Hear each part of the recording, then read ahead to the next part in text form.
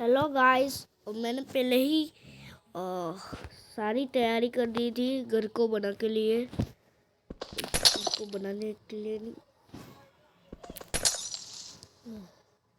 घर को बनाने के लिए अभी ही तैयारी करके रखी थी मैंने। और ये क्राफ्टिंग टेबल को तोड़ते जल्दी जल्दी घर बनाते हैं।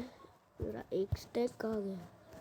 यहाँ ये रहा मेरा एक स्टैक लेडर। फिर कभी काम आएगा। ये भी नहीं चाहिए, ये भी नहीं चाहिए, ये भी नहीं, ये भी नहीं चाहिए। मतलब वुड के टूल्स बनाते थे। चलो तो वुड के मस्त वाले टूल बनाते।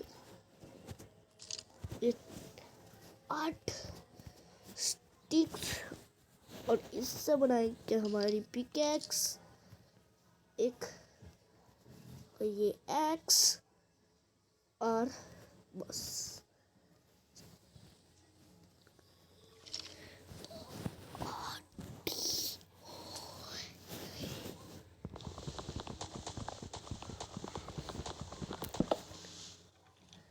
गाइस पहले तो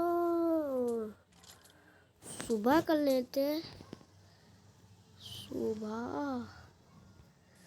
और फिर कहाँ घर बनाऊं?